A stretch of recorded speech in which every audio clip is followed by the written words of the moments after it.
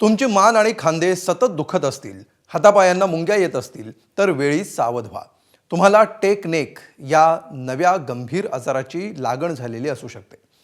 हा आजार कुठल्या व्हायरसमुळे किंवा प्रदूषणामुळे होणारा नाहीये, तर तुमचीच एक सवय तुमचा घात करू शकते. हे व्हायला नको असेल तर हातातली कामं बाजूला ठेवून हा आमचा स्पेशल रिपोर्ट तुम्हाला बघावाच लागेल.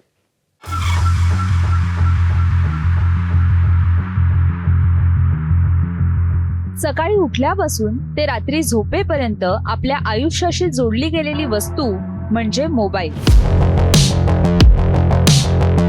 मोबाईलच्या अतिवापरामुळे डोळे, मानसिकता यावर होणाऱ्या परिणामांची चर्चा सातत्यानं होत असते. मात्र आता एक नवा साथीचा रोग गॅजेटच्या अतिवापरामुळे जगभरात पसरतोय. टेक नेक किंवा फोन बॉडी असं या नव्या आजाराचं नाव.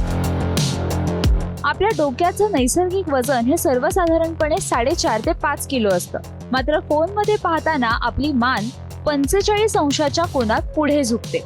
त्यामुळे मानेच्या मणक्यावर तब्बल 22 किलोचा अतिरिक्त भार पडतो. परिणामी लहान वयातच पाठीच्या कण्याचं डिस्क डिजनरेशन आणि स्पॉन्डिलायसिसचा त्रास सुरू होण्याचा धोका असतो.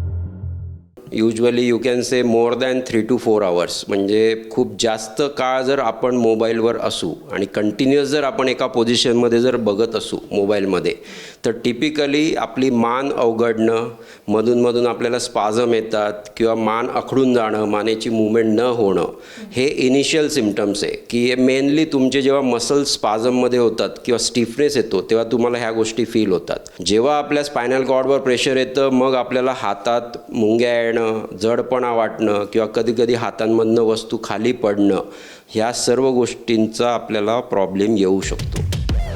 तुमच्या मानेच्या मागच्या बाजूला तीव्र वेदना आणि जडपणा जाणवत असेल, मान, खांदे आणि पाठीच्या मधल्या भागात कुबड आलं असेल, हातापायांना आणि बोटांना मुंग्या येत असतील किंवा बधिरता येत असेल, डोकेदुखी, डोळ्यांवर ताण आणि निद्रानाशाची समस्या असेल किंवा कमी वयात मानेवर सुरकुत्या पडत असतील, डबल चिन असेल तर वेळीच सावध व्हा.